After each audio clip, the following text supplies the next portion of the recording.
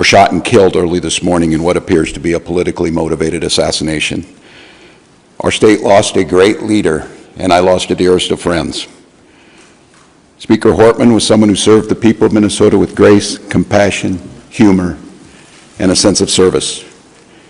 She was a formidable public servant, a fixture and a giant in Minnesota.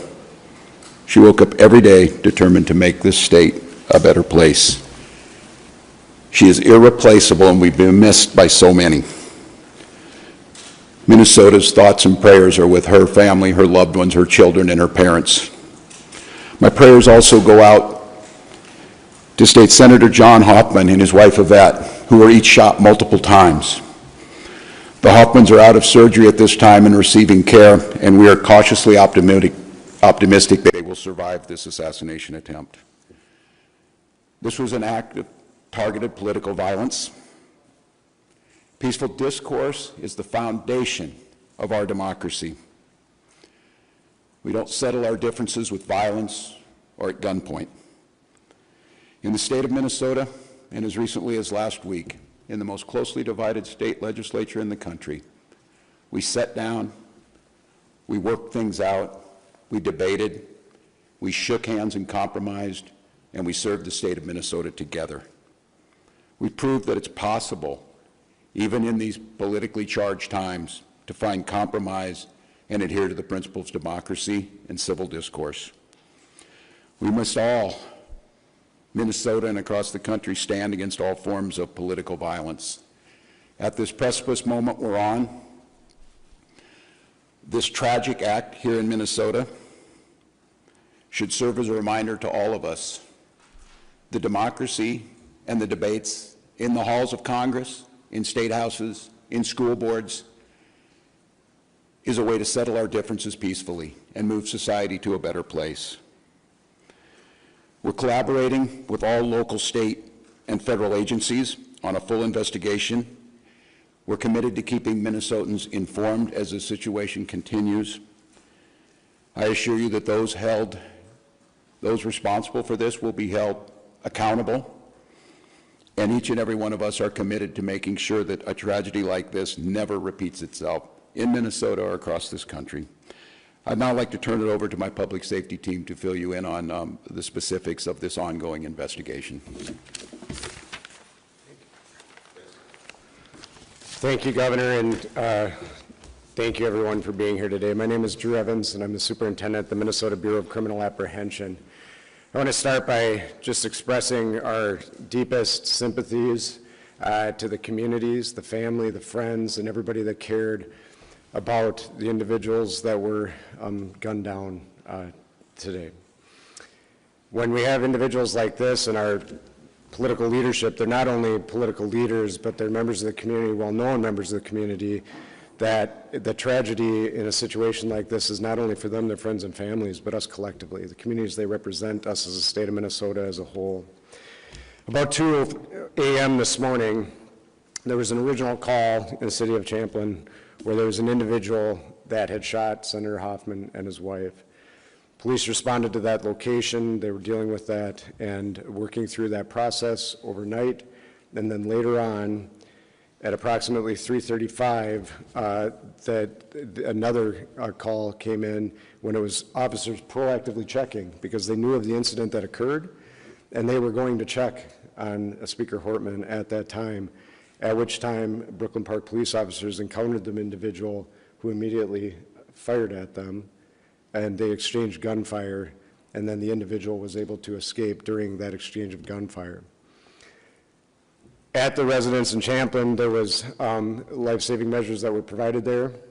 Both individuals were transported, as was previously noted, and they both received surgeries for their injuries at the hospital, and their conditions are at this time, both those individuals, Senator Hoffman and his wife, are both alive at this time, but they suffered gunshot wounds and are obviously in a difficult situation, but we're cautiously optimistic that they will continue to improve. At this time, it is a very active scene still, as you've seen. The Brooklyn Park Police Department, along with other members, the Hennepin County Sheriff's Office, State Patrol, FBI, BCA, and many others are actively engaged in a manhunt for the individual that we believe is responsible for this. And so we'll be sharing that identity with those individuals as this progresses, but I'm going to caution you, I know there's going to be a ton of interest in this. We're not at the position we can do that as we're actively searching for that individual. Right now, just as noted, we have teams in the County Sheriff's Office and Champlin are working at the scene there that occurred there, and then we are also, as we're stabilizing this between Brooklyn Park, working on the homicide investigation with Brooklyn Park Police, the BCA, FBI is assisting there as well, and we'll be conducting crime scene investigation there. And then the individuals that were killed will be doing autopsies of those individuals to determine the extent of their injuries and how they passed away. But it was from gunshot wounds. At this time, I will answer questions after Commissioner of Public Safety Bob Jacobson speaks, but we'll be happy to take a few questions.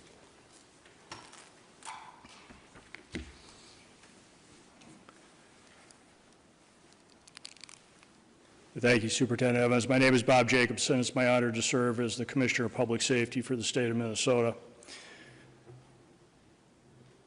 This is a dark day today for Minnesota and for democracy, but we will not allow fear or violence to define who we are or how we move forward. We will stand together and we will stand strong. Our hearts, of course, go out to the victims, their families, their colleagues at the Capitol, and to the communities that they serve with dedication and with integrity.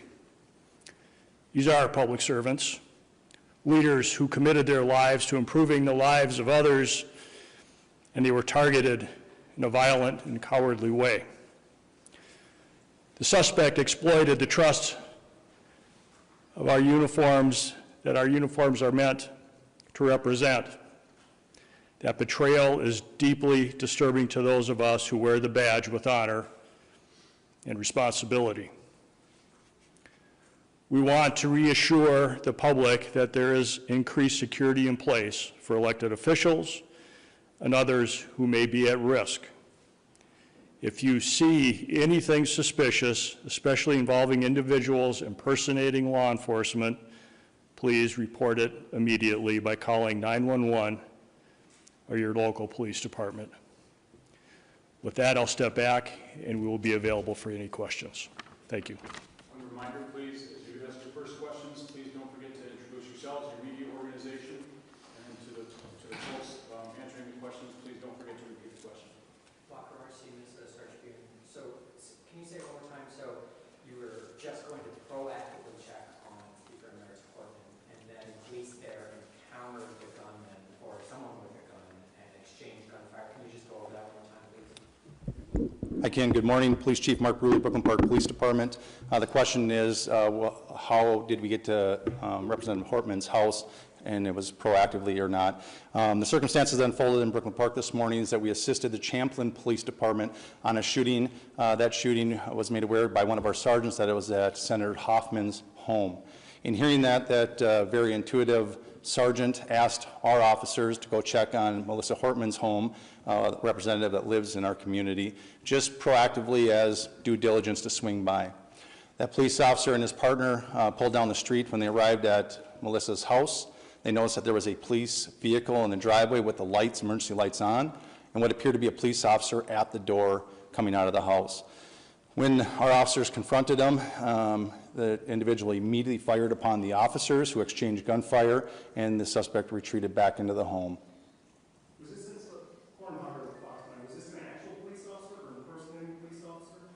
Yes, the question is, was it a real person or a person impersonating a police officer? It was not a real police officer. This is somebody that clearly had been impersonating a police officer, again, using the trust of this badge and this uniform to manipulate their way into the home. So Chief Burley, Janice Shortle, Pier 11, the person not only was wearing a badge, posing as a police officer, when they approached their victims, they had a car with lights and sirens?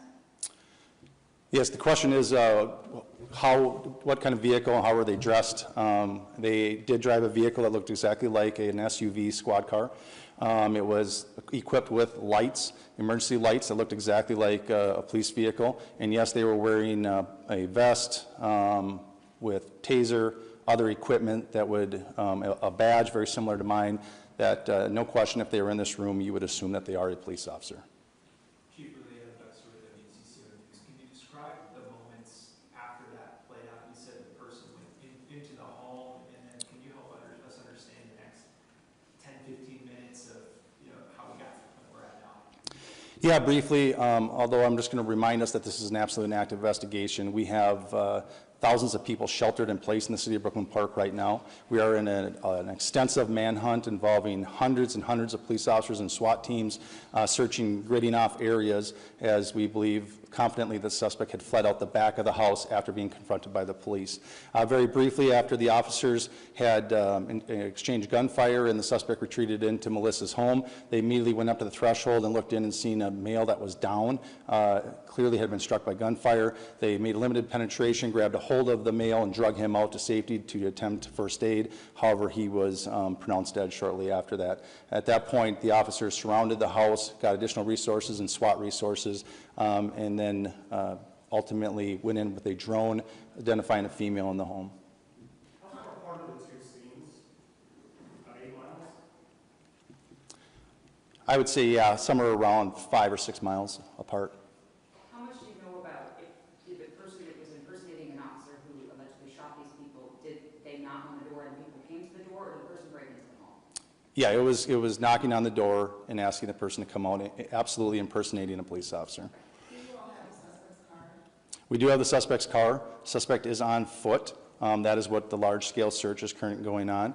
I just remind residents of Brooklyn Park, I know it's been a long time, but those that are in the grid that we gave the alert out to continue to shelter in place. We're also reminding them that if somebody comes to the door and they knock on the door and is claiming to be a police officer, please do a couple of things. One, call 911 and confirm that the officer belongs there. If they are a police officer, dispatch will be able to confirm that that person is a police officer. Also, we've informed all our officers in Brooklyn Park that they are not to approach anybody by themselves. They're to approach in pairs, meaning 2 officers. So if there's only 1 officer outside the door, do not answer the door and call 911. If it's a Brooklyn Park police officer or any of our partners that are assisting, they will come in pairs of 2 or more. I'm sorry, one at a time. Do you know if the gunman said anything, like when he knocked on the door, did he say anything to like Senator Hoffman? We do know that he did, but I'm going to hold that back as part of the investigation right now. You did detain someone for information? Is that accurate? This is a very large-scale search, so we have detained several people and questioned them, but we do not have anybody in custody at this time. I know you may not want to identify that person publicly, but have you privately identified this suspect? We have people of interest that we are looking for. Other than that, these are 2 Democratic lawmakers. Is there anything else to suggest that this is politically motivated? Again, I'm going to hold back most of the information. This is part of the investigation that we completed. This is rapidly evolving, just occurred a few hours ago, and we're trying to sort it out. We have partners from the FBI, the BCA, the Hennepin County Sheriff's Office, and almost every suburban agency in our community helping us with this. So it's very complex and working on it. What I will tell you, when we did a search of the vehicle, there wasn't a manifesto that identified many lawmakers and other officials. We immediately made alerts to the state who took action on alerting them and providing security where necessary. And that's about, I'll stop there. Chief, thank you very much. We're going to take one more question. True with the BCA, can I ask just, you use the word targeted, and that's kind of along the lines of Michelle's question in terms of politics, Democrats and Republicans. These are both Democratic lawmakers. You said the word targeted, so targeted because they're politicians or targeted because they're Democrats? Well, so the question is were they targeted, and when I use the term, why am I using the term? As Chief Bruley noted, there was a list of individuals, and the individuals that were targeted in this situation were on that list.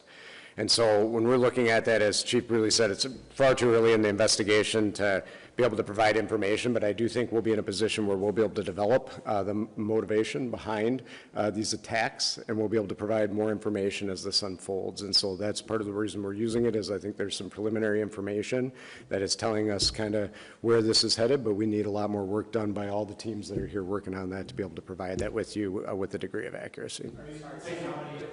Thanks. Thank you. Quite a few. Yeah, we're good. Thank you. Yep, hold on. Colonel, do you want to talk about the rally at the Capitol? Good morning, Colonel Bogoyevich with the State Patrol. We are aware of the demonstrations across Minnesota, including the Capitol and across the nation. We will work with our state partners and our local partners to provide security and safety for those that attend. Christy Miller, Pioneer Press, can you confirm that you will have a sniper station at the Capitol today? The question was, will we have a sniper at the Capitol? We don't discuss our security plans on the Capitol grounds. Colonel, thank you. Okay, thank you very much, everybody, for being here. We will, I think you do have, and if you haven't, let me know, but we do have a place where you can send inquiries for either interview requests, information requests. We have our State Emergency Operations Center set up. If you need information on how to make those requests and make sure that we see them, let me know.